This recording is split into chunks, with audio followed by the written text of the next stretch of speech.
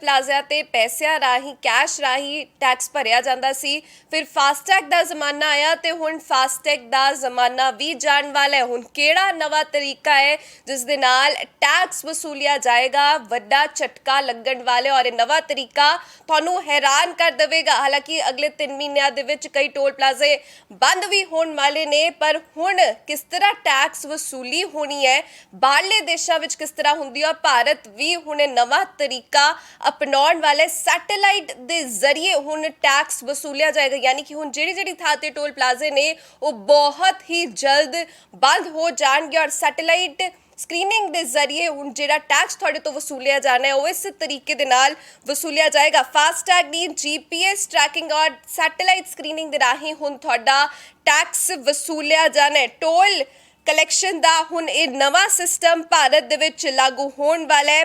FASTag का जमाना भी हुण जान वाले दी जगह GPS ट्रैकिंग के जरिए टोल वसूलन का नवा सिस्टम लाया जाएगा जो कई यूरोप देशों दे विच सफल हो चुके। सैटेलाइट नेविगेशन टोलिंग सिस्टम इसनूं कहा जाता है।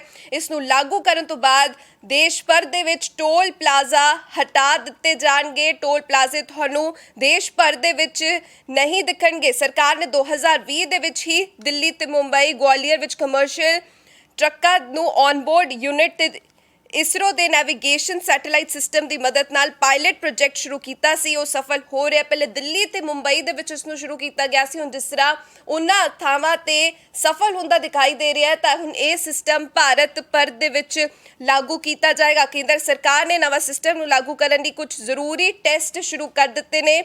टैसट विच देश भर विच 1.37 लाख गड्डियां नूं शामिल किया गया। महाराष्ट्र दे विच 38,680 गड्डियां नूं शामिल किया गया। दिल्ली दे विच 39,705, उत्तराखंड दे विच 14,000 अते अजिहा ही वख-वख थावां दे विच गड्डियां नूं शामिल किया गया जिन्हां ते ट्रायल टैसट चल रहा है। तां हुण ट्रायल टेस्ट शुरू हो गया तो कुछ ही देर दे विच तुहानूं इसदा नतीजा दिखना शुरू हो जाएगा। तो नवा सिस्टम हुण टोल वसूली लई टोल प्लाजे हट जाएंगे। बिल्कुल सही सुन रहे हो तुसीं, टोल प्लाजे हटाए जाएंगे पर टैक्स वसूली जरूर होएगी। टैक्स वसूली होएगी इस नवे सिस्टम दे नाल जिसका नाम है सैटेलाइट नेविगेशन टोलिंग सिस्टम। तो इस दे नाल हुण टैक्स वसूली होएगी और कदों लागू होएगा ये केंद्र तुहानूं वड्डा झटका जल्द ही दे सकदी है। तुहानूं दसदी कि सैटेलाइट प्रोजैक्ट इसदा दिल्ली बॉम्बे शहरां विच चल रहा है तो उत्थे सैटेलाइट प्रोजैक्ट सफल होया जिस तो बाद हुण केंद्र इस तों बाकी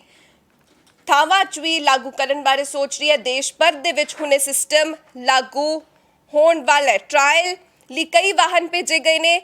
भारत दे विच 1.37 लाख वाहनां नूं ट्रायल लई भेजिया गया और जेकर ट्रायल सफल रहा तो जल्द ही देश भर दे विच सिस्टम नूं लागू किया जाएगा। तुहानूं दस्से कि जर्मनी, रूस, यूरोप वर्गे कई देशों दे विच इस सिस्टम नूं लागू किया गया है और अजिहा ही 100% तक वाहनों नूं इसी सिस्टम दे नाल टोल लिता जाता है। यानी कि बाकी देशों की गल करिए तो उत्थे काफ़ी सालों तो यही सिस्टम चल रहा और इसे तरीके दे नाल टोल वसूली की जाती है, टैक्स वसूलिया जाता है।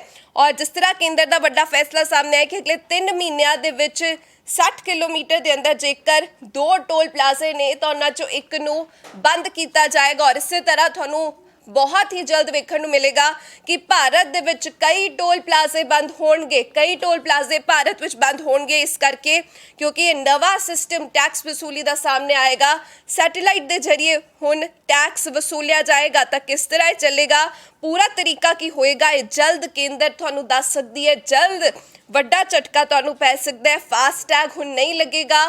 फास्टैग का जमाना हुण खत्म हो रहा है।